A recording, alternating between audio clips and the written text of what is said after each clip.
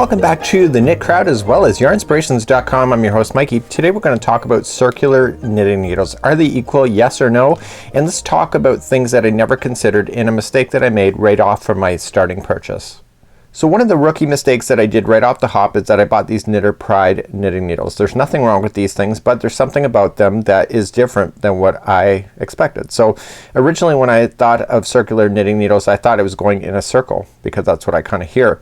So what I didn't realize is that what happens is that you're knitting with both and you're sliding down the stitches. The cord is actually like the holding spot of knitting. So you're actually working back and forth, but this cord allows you to have a distance in between the knitting needles without having extra long stitch or knitting needles like this. So for example, on an Afghan that I saw, it said that you needed a 36-inch circular knitting needle. So I'm thinking, wow, that's huge, because the one in my hand here is about 12 inches.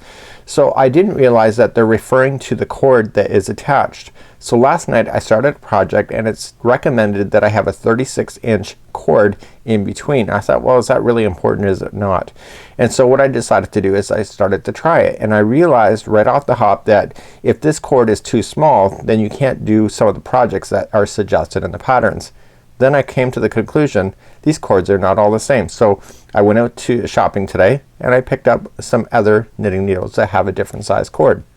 So this one here by Knitter's Pride allows me to have a 24-inch distance. So it's 24 inches from one tip to the other. So it goes all the way down and back around and back up for 24 inches. Now the Afghan I was working on last night was a baby blanket, and it suggested that it was 36.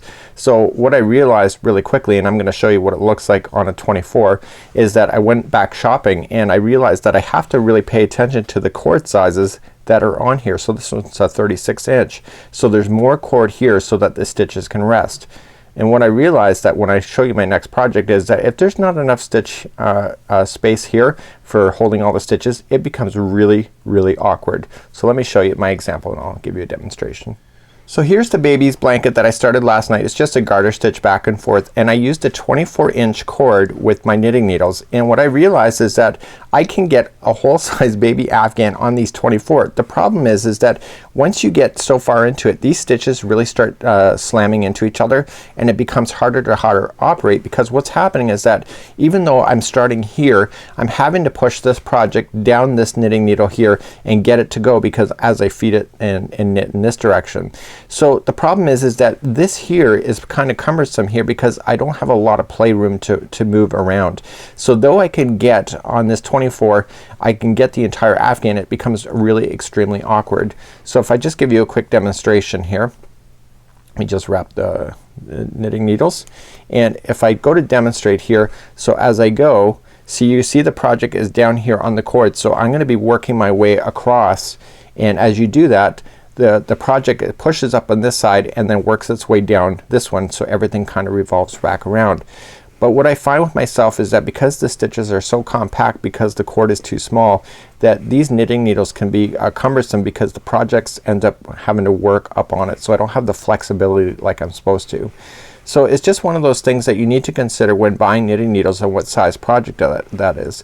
So most professional patterns, especially by yarnspirations.com, they say circular knitting needles, but they also tell you the size of the cord that you're going to be working with. So this gives you a really good indication on what you're going to be doing. So you see how that's going to work. So it's going to slide down, and then this project is going to slide in the other direction. Once I get all the way done, I just turn these around and I go back in the other way. So let me show you a Yarn Inspirations pattern.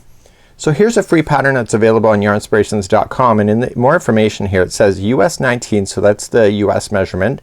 In us here in Canada, in the UK, in Australia, we would be looking at the metric of 15 millimeter. It says circular knitting needle is 36-inch. So that's telling you that the size knitting needles that you need is the 15 millimeter, but the cord from tip, okay, going all the way down, plus the cord to the tip on the other side should be 36 inches. So I just used one that was 24 inches. I can totally agree that they are completely right on that, because 24 was not long enough. I was having a lot of problems. So just have to pay attention to these things. The professional designs have this information so you know what size to start off with, because sometimes it's a bit of a guess. But if you're familiar with knitting and the size of gauging and stuff, maybe you can pick it up on your own. But for me, being a beginner, this stuff is really important. So until next time, I'm Mikey on behalf of the Knit Crowd as well as yarnspirations.com.